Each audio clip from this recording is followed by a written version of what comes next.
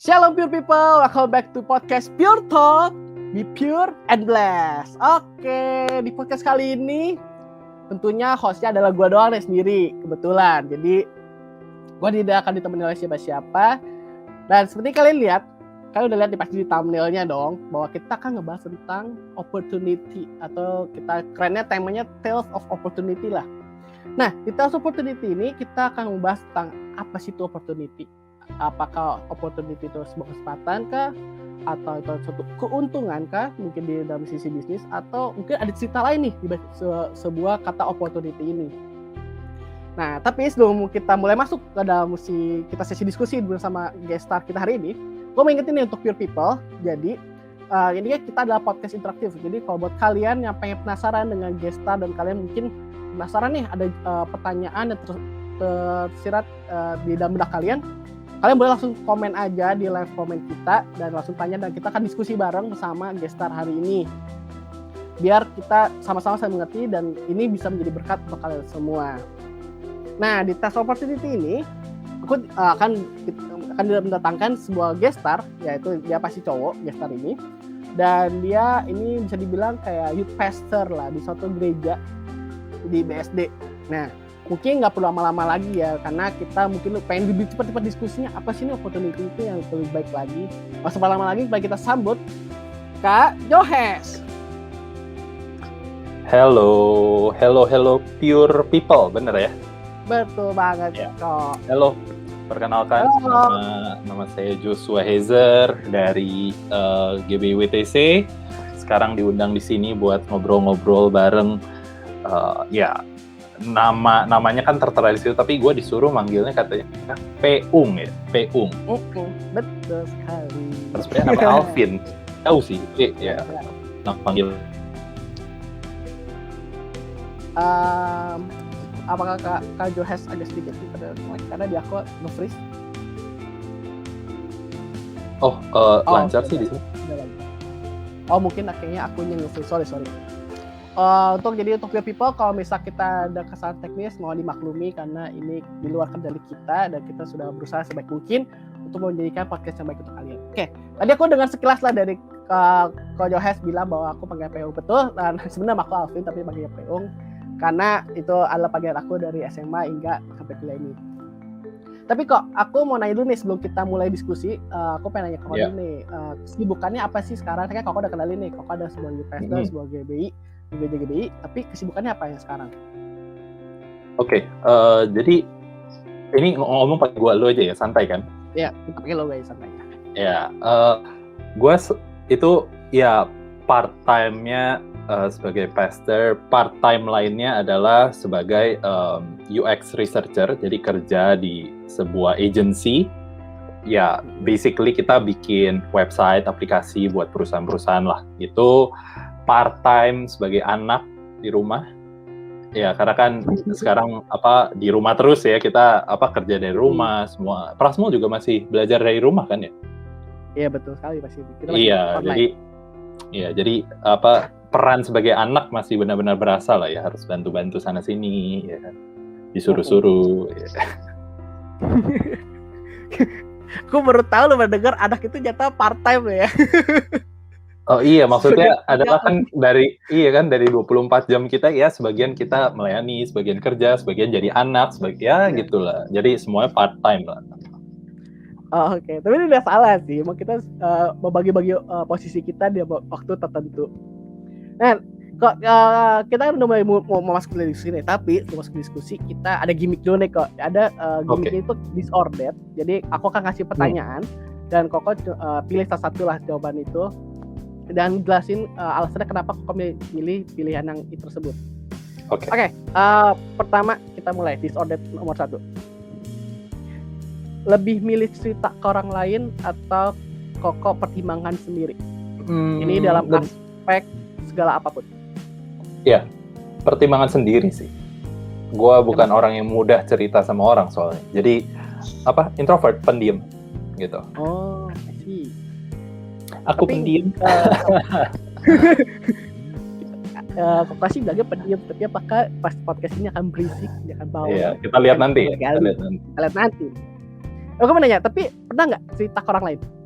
Iya pernah lah, sering. Terutama karena ini sih gue kan juga di gereja ada kayak ketua carousel, mentor, ketua small group gitulah ya. Nah ya biasa cerita ke dia, atau ada beberapa temen yang memang gue percaya ya gue cerita ke mereka lah. Atau ya keluarga juga, bokap nyokap gitu sering cerita ya gitu. Oke. Jadi kalau dikasih pilihan, tapi lebih milih mempertimbangkan sendiri dibanding cerita ke orang lain. Iya, lebih senang menghindari percakapan yang panjang, atau ya biasa orang introvert gitu kan, lebih ya, sendiri aja. Oke. Pertanyaan selanjutnya. Nah, ini what if atau oops. Jadi aku jelasin. What if itu kalau misalkan kakak punya kayak suatu opportunity nih, kesempatan, tapi kok ngande-ngande dulu nih. Wah, gua bakal seperti ini gitu. Kalau oops itu kayak mendapatkan opportunity tapi endingnya itu pengalamannya tidak enak. Kayak aduh, gua nggak pengen ngambil kesempatan ini gitu. Lebih pilih mana? Lebih pilih what if sih. Jadi lebih ya menurut gua lebih mending dipertimbangin dulu sampai mateng ya baru jalan gitu kalau gua. Pertimbangin dulu ya. Berarti nggak ngambil take risk, ambil aja langsung gas. Iya, agak jarang sih. Gue bukan tipe orang yang kayak gitu lah. Lebih ke arah pemikir, konservatif mungkin bisa dibilang ya. Jadi mikir dulu, pelan-pelan gitu. Iya, bukan yang tabrak sana, tabrak sini gitu. Oke, lanjut. Pertanyaan ketiga, disorder ketiga. Langsung ambil, pikirin dulu. Wah, sepertinya di saya agak nge-lag ya. Udah, aku langsung ambil atau mikir. Nah, ini sama mirip kayak tadi sih. Ya balik lagi sih, mungkin pikirin dulu ya. Jadi ya mirip lah kayak yang tadi, masih sama jawabannya. Masih mikir. Iya, pemikir. Oke, kita udah lari gimmick. Ya, langsung deh aku nanya, kita mulai diskusinya. Nah, sebelum kita mulai, kau tahu kan kita kan ngebahas tentang opportunity atau kita temanya tales opportunity. Tapi aku pengen nanya dulu nih ya, menurut Koko sendiri makna opportunity itu apa? Wah, dalam banget ya. Oke. Bukan arti ya, tapi lebih ke makna. Iya. Kalau menurut gua opportunity atau ya bahasa Indonesia kan sebenarnya kalau literalnya kesempatan ya. Ya itu merupakan sesuatu yang mungkin bisa bilang gini, maknanya bagi gue adalah sesuatu yang bisa membawa keberhasilan atau membawa kegagalan.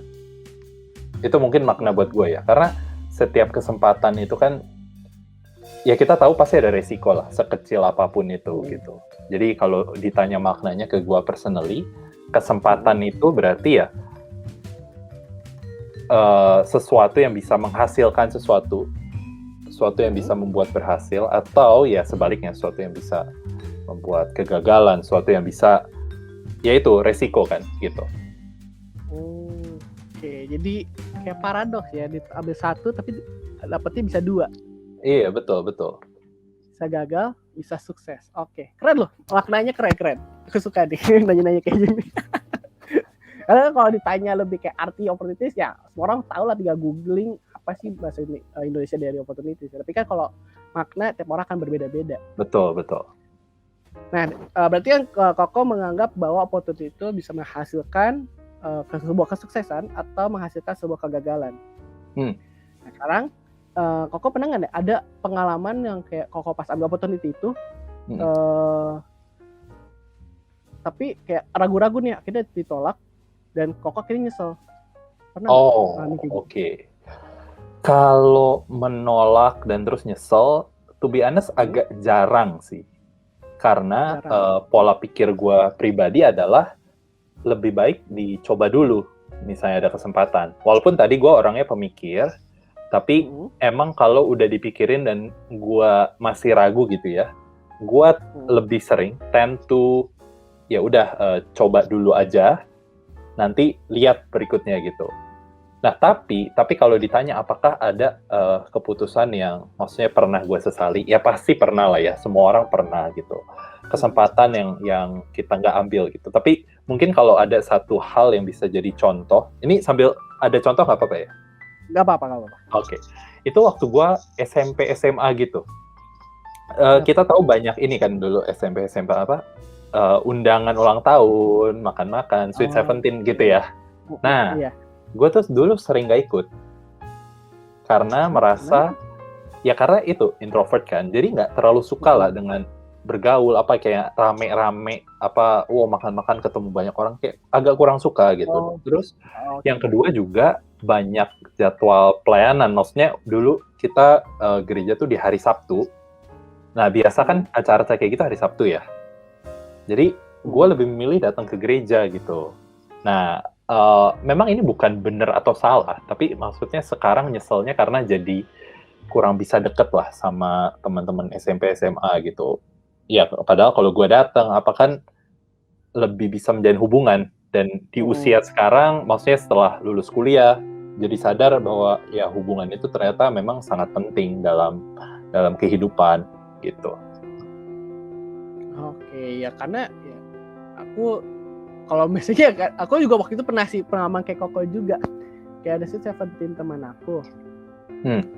Waktu itu aku diundang, cuma waktu itu aku lagi males karena kayak ulang tahun doang, kayak mager banget nih pergi gitu kan. Waktu itu karena mager. Tapi akhirnya kayak nyesel karena kayak once in the lifetime gitu loh. Kayak dia kan ulang tahun cuma sekali sih Seventeen, dan gede banget. Apalagi kalau perempuan kan, yang mewah banget cuma sekali. Betul. Terus kayak sayang banget gitu. Ternyata pas kayak teman-teman aku kayak, kok lu nggak datang sih, padahal seru banget ya. Iya, biasanya seru kan, sebenarnya seru kan kalau kita datang. Iya, makanya. Itu aku pernah ngalamin, jadi aku ya relate lah. Tapi sering nggak? Kalau Peung sendiri sering nggak waktu itu nolak tawaran-tawaran ulang tahun tawaran gitu? Kalau kayak ulang tahun gitu, aku lebih suka datang sih. Lebih suka datang karena aku orang ekstrovert kan. Aku jadi teman-teman ngumpul. Tapi karena tadi aku ceritain kan aku lagi mager banget ya.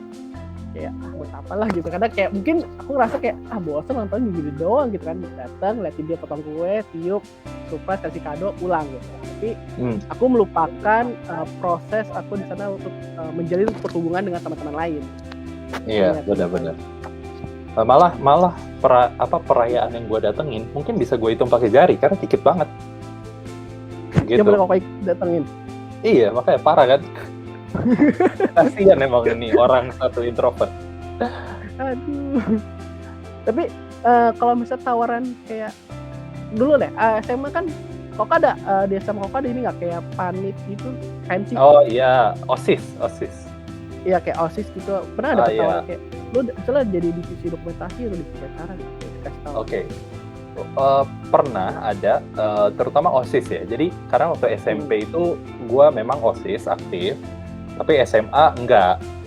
Nah tapi waktu itu gue nolak tawaran itu, penyesalannya enggak ada sih. Kenapa? Karena gue waktu itu memang punya tujuan. Karena waktu itu mau fokus buat belajar masuk ini PTN, perguruan tinggi negeri.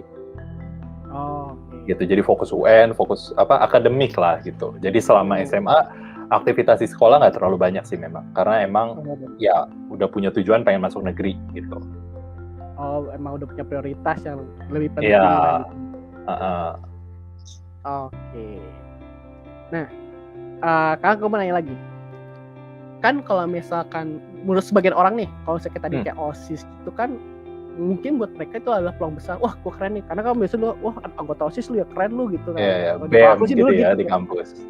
Iya, ada kayak pride lah gitu. Nah, gimana cara Koko nih kalau misalnya tiba-tiba dalam kehidupan sekarang nih, misalnya Koko sekarang ini ada peluang besar datang di dalam kehidupan Koko.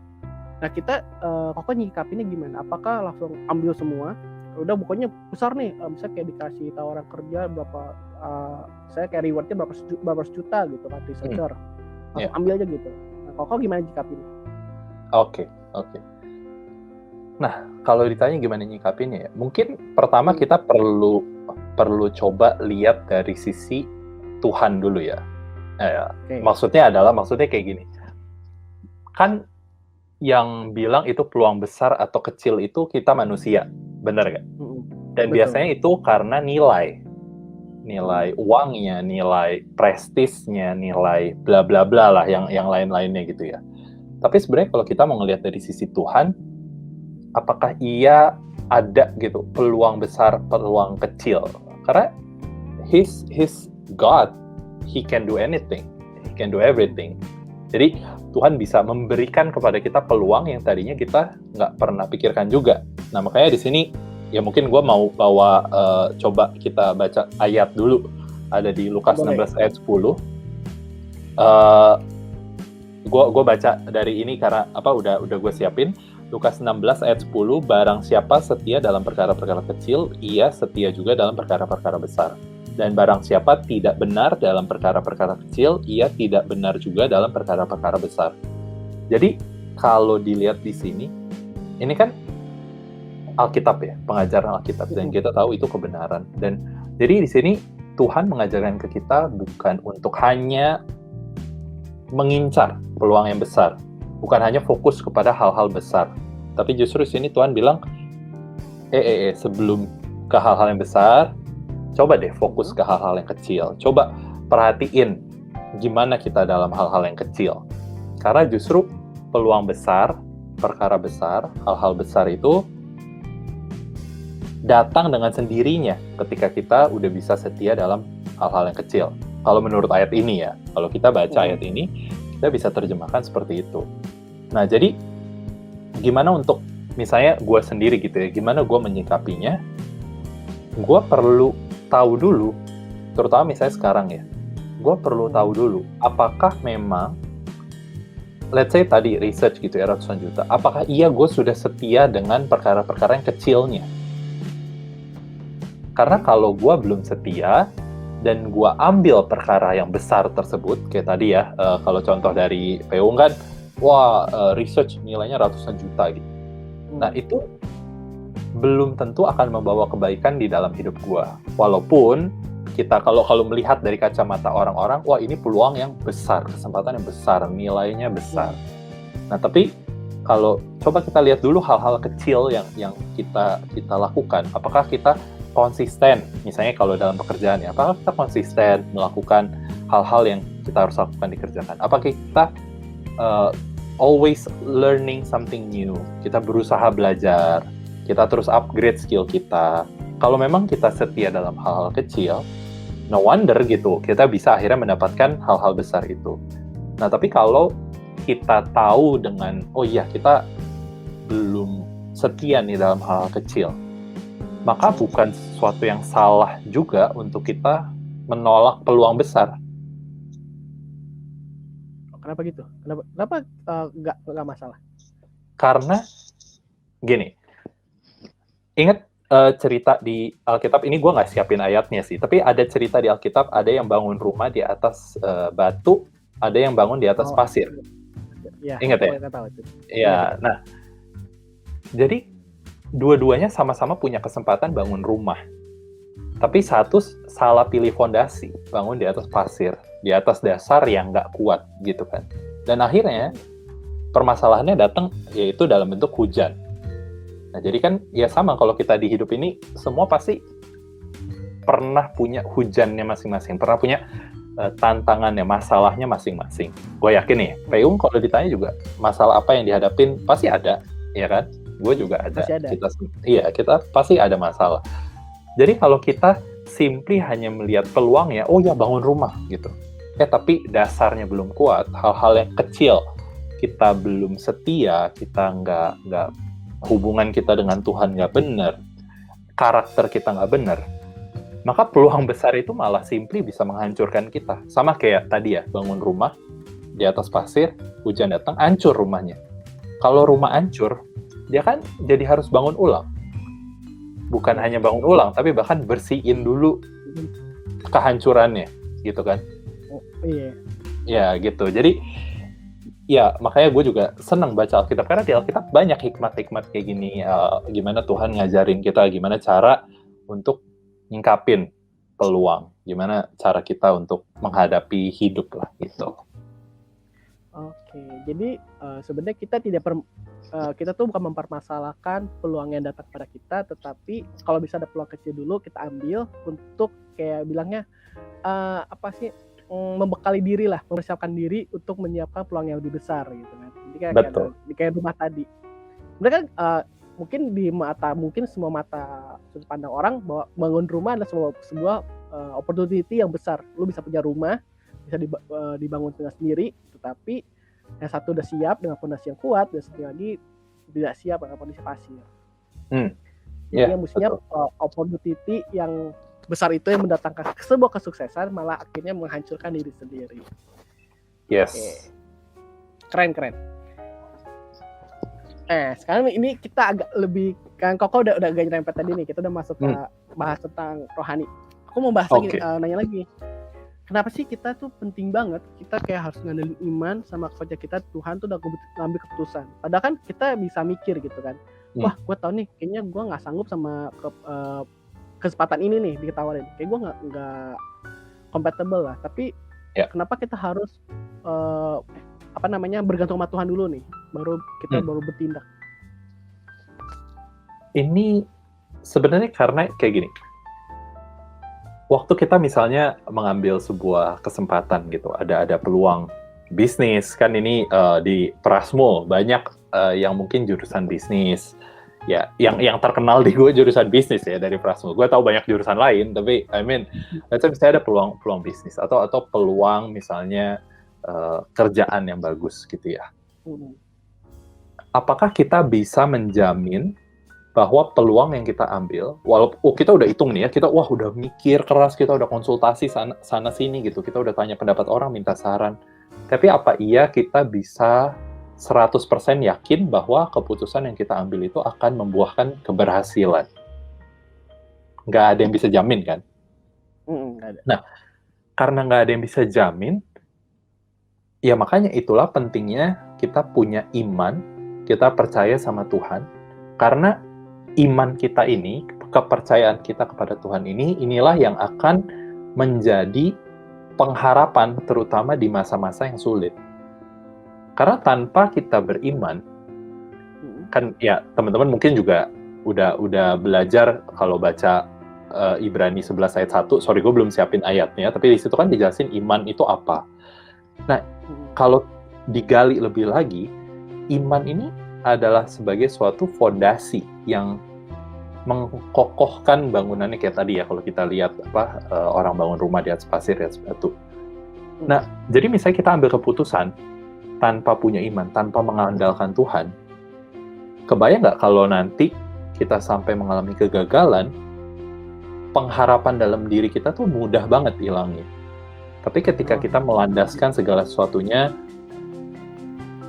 ke bawah kaki Tuhan, kita mengandalkan Tuhan, kita menggunakan iman, itu jadi ketika let's say, ketika misalnya pun kita gagal, kita tahu bahwa Tuhan tetap pegang hidup kita. Kita masih punya harapan karena kita tahu ya Tuhan ada bersama kita. Kita libatkan Tuhan dalam pengambilan keputusan ini gitu.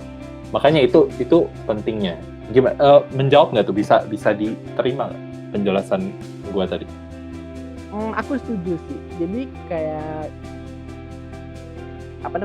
meskipun kita udah kayak tadi Koko kan suka maksudnya kita mempertimbangkan dulu nih, kita hitung semuanya sampai worst case-nya lah apa itu jadi kalau bisa kita ambil opportunity itu. Tapi kalau misalkan kan kita tidak tahu 100% apa itu akan berhasil atau itu akan mendatangkan kegagalan bagi kita.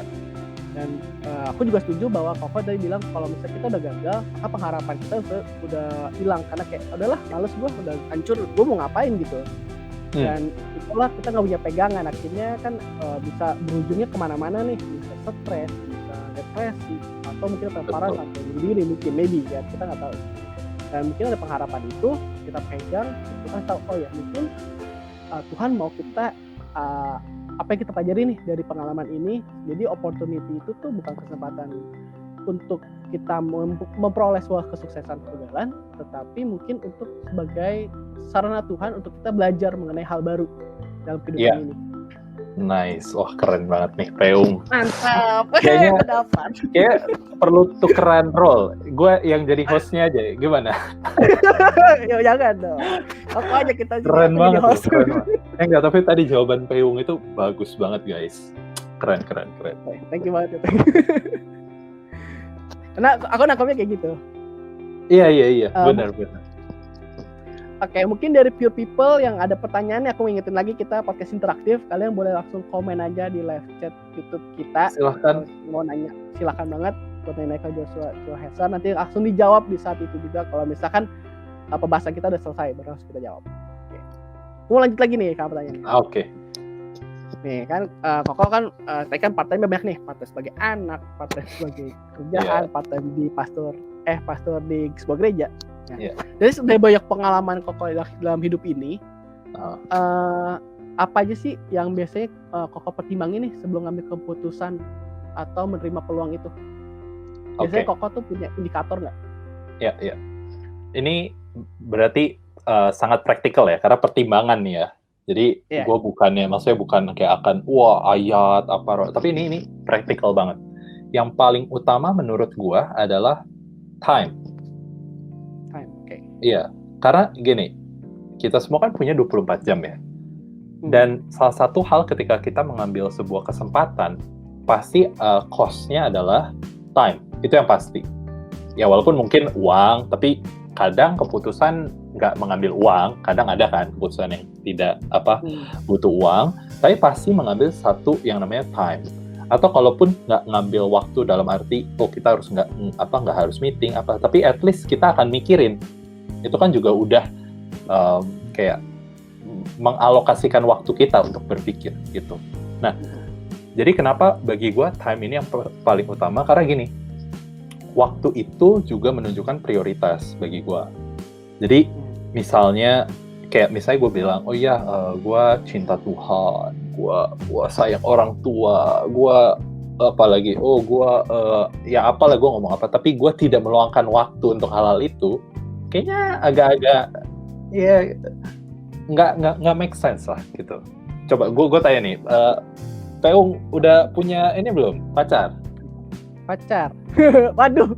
Oh, complicated. Oke. Gini deh. Ya gitulah. Oke.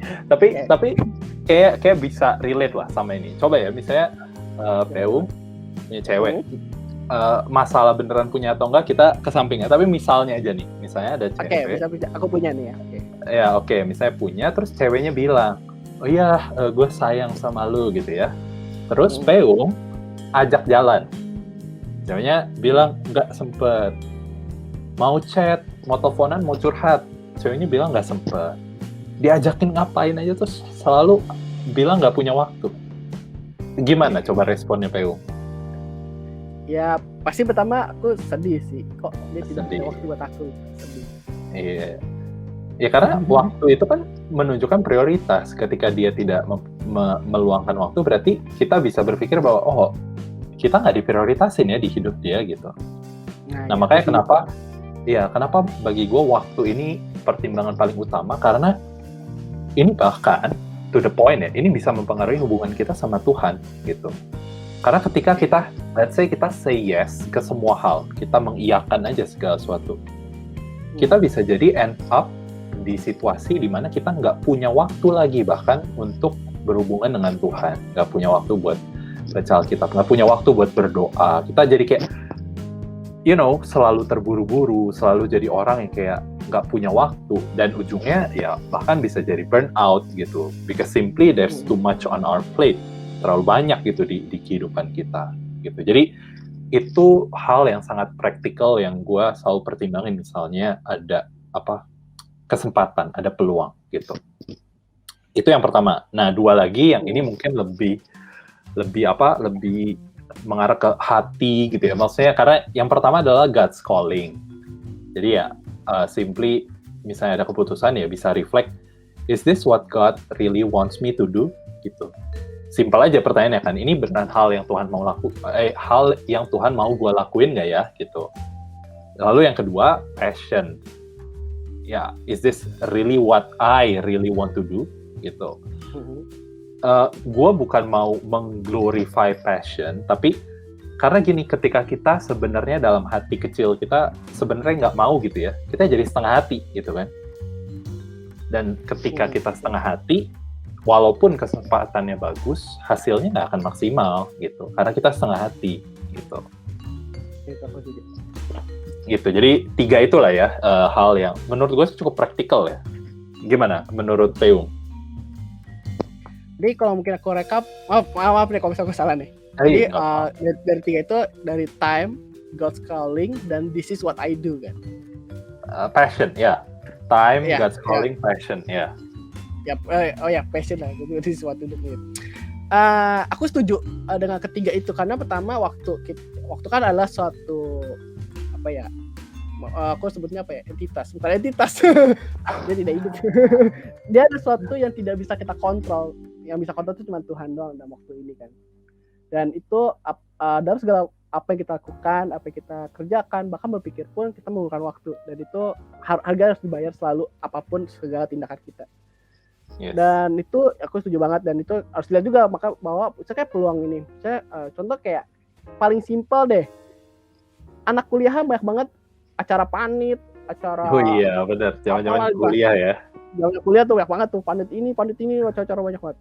Dan akhirnya kita, ini seru, ambil semua. Akhirnya kecapean. Betul. Gitu kan, ya.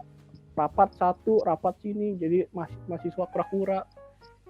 Kuliah kura-kura. Oh iya, gue soalnya dulu kupu-kupu.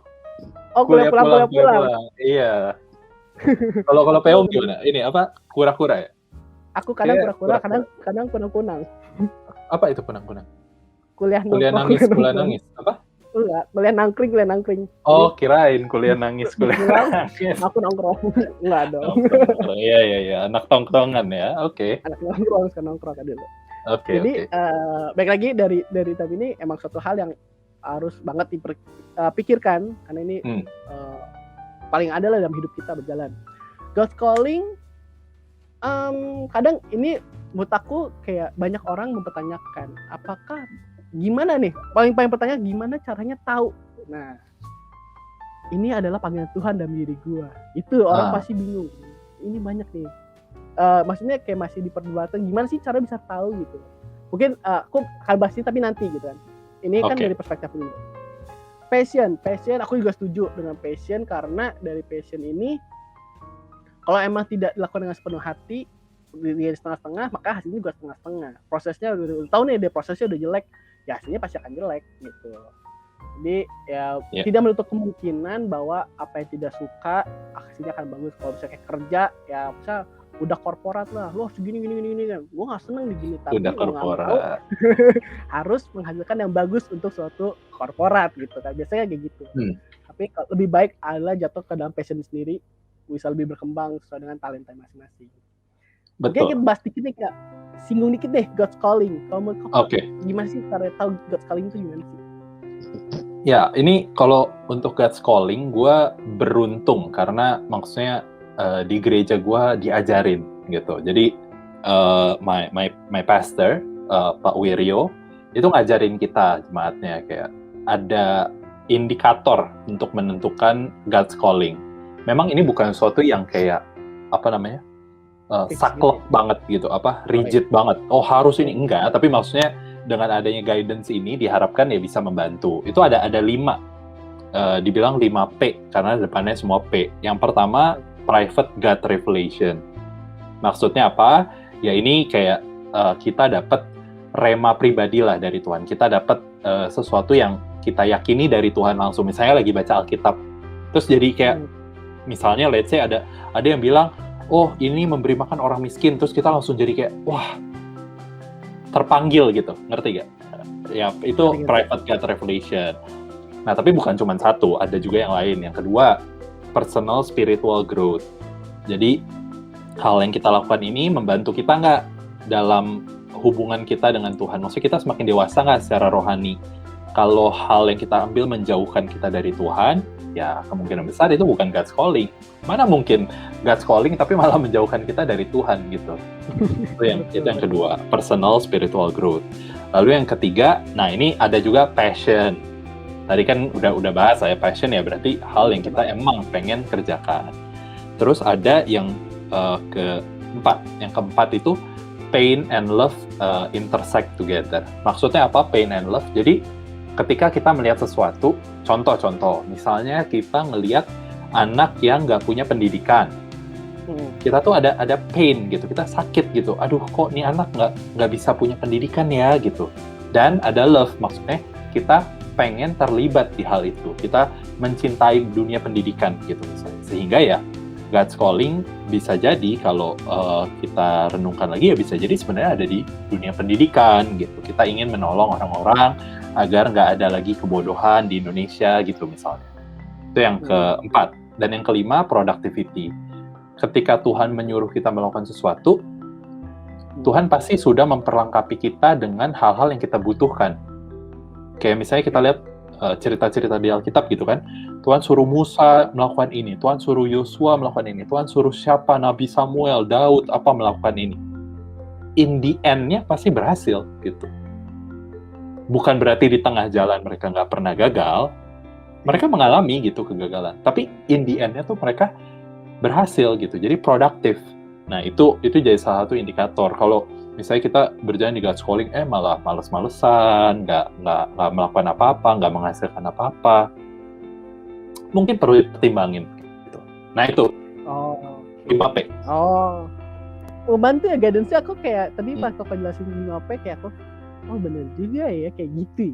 Aku kira tuh kayak God's calling itu aku masih mikirnya kayak, misalnya kita ngerjain terus tiba-tiba ngerasa kayak dalam hati, wah ini cocoknya sama gue nih, terus tiba-tiba kayak dalam hati abstrak ya tadinya ya, jangan kamu gitu. Iya abstrak, jadi kayak ini jadi lebih jelas nih guidance-nya, harus begini, harus ada 5 step gitu ya. Meskipun emang bukan suatu yang pakem lah harus diikutin banget, tapi setidaknya ada panduan, guidance, betul guidance dibanding yang benar-benar abstrak, benar-benar nggak jelas kan beda lagi ntar. Aku mau nanya nih Kak, ini ada pertanyaan menurut aku sih menarik banget pertanyaannya. Oke. Gimana cara kita itu bisa punya hikmat dalam mengambil suatu peluang? Oke. Wah, bagus sih ini pertanyaan. Hikmat untuk mengambil sebuah peluang. Ini maksudnya kenapa gue suka pertanyaannya, karena memang perlu hikmat dalam mengambil keputusan. Itu emang harus lah. Nah ini mungkin untuk jawab ayat ini gue bakal untuk jawab pertanyaan ini gue bakal ada ayat pendukung lah biar bisa menjelaskan hikmatnya gitu. Jadi yang pertama ada di Amsal 2 ayat 6. Amsal 2 ayat 6. Nah, di sini dibilang karena Tuhanlah yang memberikan hikmat, dari mulutnya datang pengetahuan dan kepandaian. Jadi yang pertama kita perlu tahu dulu hikmat tuh dari mana sih asalnya gitu kan. Ternyata di sini di ayat ini jelasin hikmat itu dari Tuhan yang memberikan. Nah, berarti maksud ayat ini apa sih? Berarti jangan kita mencoba mencari hikmat dari tempat-tempat lain gitu.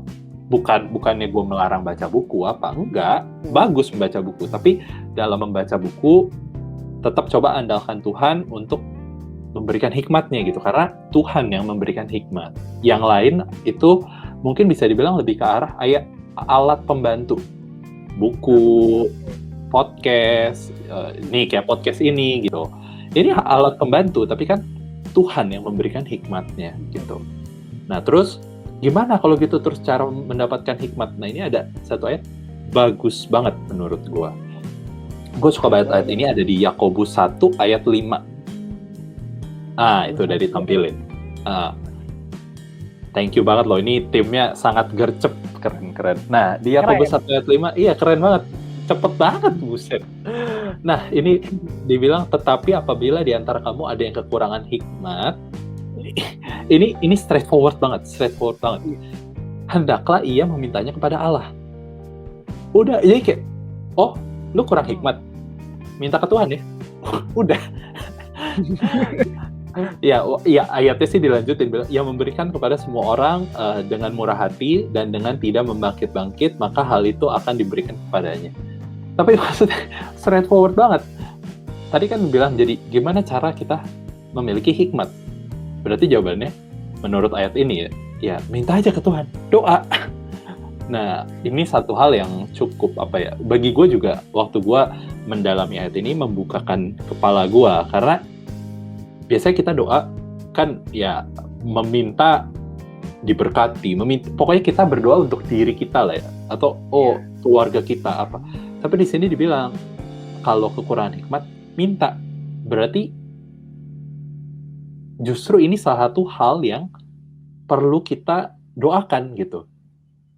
Justru Tuhan kayak lagi ngomong gitu, kita kalau doa jangan cuma minta diberkatin, minta hikmat gitu. Oke. Gitu sih. Ya itu bisa apa? Ya, semoga 2 ayat ini bisa membantu lah. Karena ini sangat straightforward gitu. Gue suka banget ayat yang straightforward. Nggak perlu mikir panjang gitu kan. Iya. Karena sudah jelasin langsung gitu. Lu minta aja ke Tuhan gitu. Sumbernya karena dari Tuhan sendiri. Kalian tidak akan dapat hikmat itu dari tempat lain. Tapi aku suka sih emang, maksudnya dengan pertanyaan hikmat, orang kan juga kadang suka bingung ya, kayak hikmat dapat dari mana sih gitu kan, kayak apakah harus pinter banget sebagai profesor bisa dapat hikmat atau gimana dapat ketafiran. Tapi karena simple banget di Alkitab dibilang saya ke Tuhan pasti bakal dikasih gitu. Sangat straightforward Banget. Nih, kan kita udah bahas banyak banget tentang opportunity, bagaimana kita menyikapinya, gimana kita nikmat juga. Kayak Koko udah sering-sering juga tetap ngambil keputusan atau peluang. Aku pengen tahu nih kok, ada nggak sih tolak ukurnya nih kalau buat kita kayak tahu diri lah. Gue siap nih buat ngambil peluang gitu. Ada menurut Koko ada tolak ukurnya nggak? Ya. Wah, kalau yang ini pertanyaan berat. Kenapa? Karena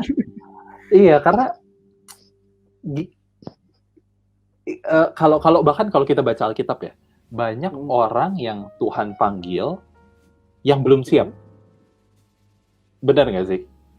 Misalnya kita lihat Musa, Gideon waktu dipanggil, mereka bilang, Tuhan, siapa aku gitu. Nah, jadi ini satu hal yang gue lihat ya, atau mungkin nih gue tanya misalnya Peung gitu, misalnya ditawarin sesuatu, emang selalu siap atau selalu bisa mengetahui diri Peung nih siap atau enggak? Kadang aku suka mikir dulu sih. Kadang mikir dulu, sama gue juga. Jadi kadar kesiapan tuh benar-benar sulit untuk diukur dan sulit untuk menentukan apakah kalau kita siap berarti sukses, berhasil? Enggak juga. Apakah kalau kita nggak siap berarti gagal? Pasti gagal? Enggak juga. Jadi, nah ini yang menurut gue justru kesiapan ini merupakan sesuatu yang harus selalu dikerjakan. Kayak exercise gitu. Jadi, setiap dalam sehari-hari, dalam pengambilan keputusan kita bisa bertanya ke diri sendiri, bukannya apakah saya siap atau enggak, apakah gue siap atau enggak. Tapi mungkin kalau pertanyaan ditweak sedikit akan jadi lebih berharga. Coba tanyanya, how can I do better? Gimana caranya gue lebih baik? Let's say misalnya tadi lagi tugas gitu ya, makalah atau skripsi. Iya. Oke, kita udah nulis sesuatu. Instead bilang, siap nggak ya? Gue siap nggak ya? Tapi kita bisa tanya ke diri sendiri, apa ya yang bisa gue lakukan lebih baik? Gitu. Gimana? Itu menjawab nggak? Agak susah karena kalau mau benar-benar kayak gimana caranya kayak mengukur kesiapan.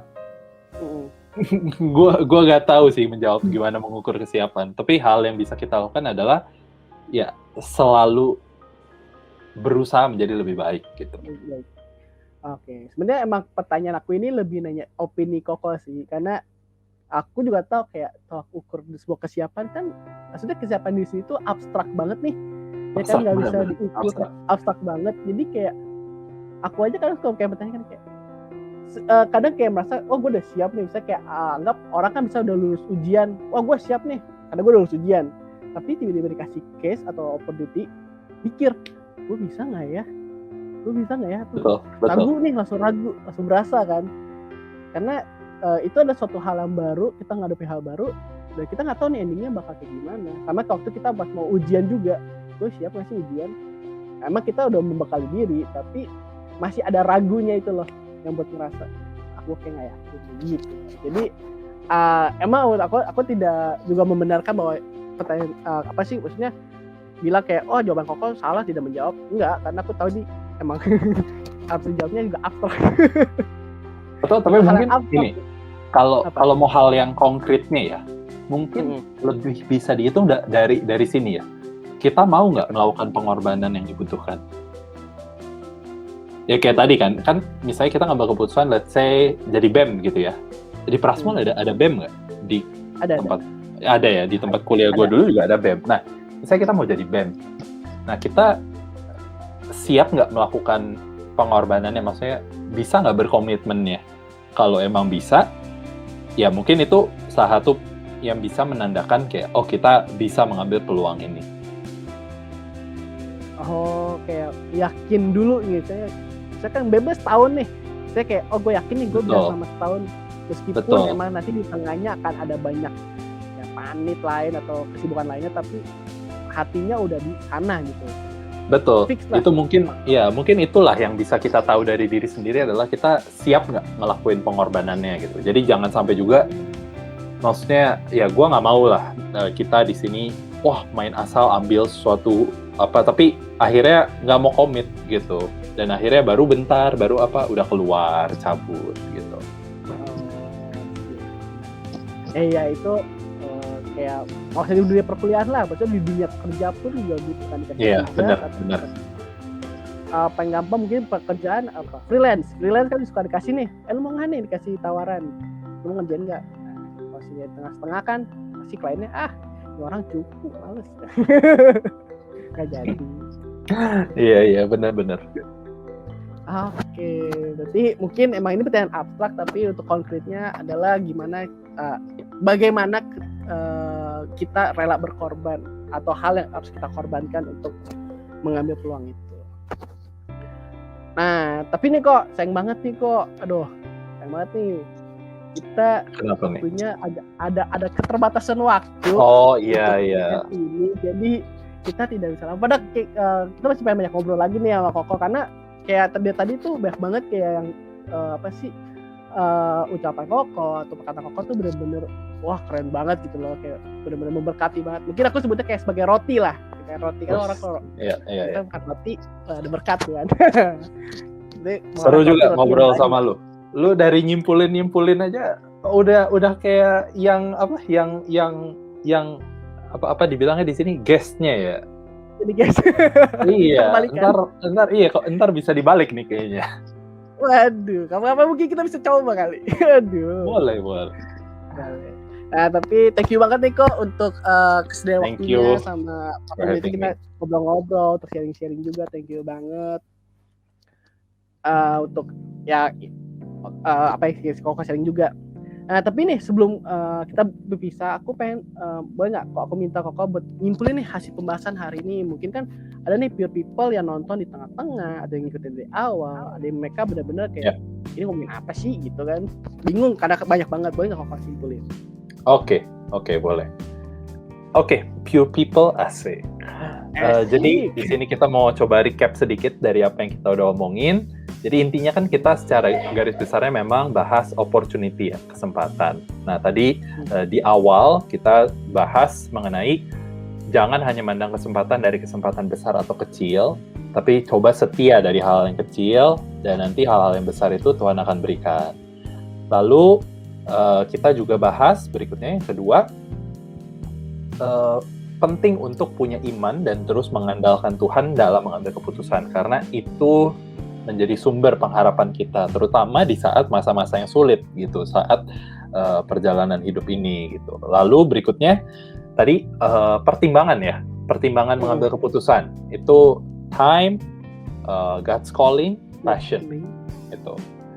Terus tadi ada bahas hikmat kita bisa minta dari Tuhan. Yang terakhir adalah tolak ukur. Nah itu sangat abstrak, tapi mungkin kita bisa mengukurnya dari kita siap melakukan pengorbanan atau enggak. Oke, Itu. Oke, thank you banget kok untuk recapnya untuk hari ini. Nah, untuk Pure People mungkin kalian pengen lagi nih dengar-dengar dari gestar-gestar yang keren-keren yang sangat memberkati untuk kalian. Boleh banget kalian langsung subscribe YouTube kita nih, podcast ini kalian subscribe dan juga jangan lupa like video ini dan untuk komen juga. Nah, kita untuk Pure People yang komen misalnya kalian next gestarnya mau siapa nih, komen aja di kolom komentar. Nanti kita akan berusaha untuk mengundang guest tersebut sebagai pembicara selanjutnya. Nah, jangan lupa kita juga ada sosial media Instagram, yaitu @luminagracia. Di situ kita akan mengupdate mengenai kegiatan dari Lumina Gracia itu ini. Dan kita juga punya TikTok. Nah, di TikTok ini @luminagracia juga. Wow, kita sudah merambah ke TikTok. Karena kan lagi era-era TikTok nih, lagi jaya-jaya. Iya. Dan juga tidak lupa kita punya official merchandise. Itu ada @lumia.lgc. Ini kita jual-jual kayak hamper, kayak papan yang bisa dispidolin, nulis lah kegiatan untuk kedepan yang ngapain dan berbagai macam merchandise lainnya. Ya, jangan lupa untuk di like dan follow juga untuk di Instagram, TikTok dan di YouTube. Oke, sampai berjumpa lagi di podcast episode selanjutnya dan terima kasih kembali untuk Ko Joshua Hezer. Thank you. Oke, jangan lupa Pure People untuk don't forget to be pure and blessed. Bye bye. See you, Pure People. See you, Pure People.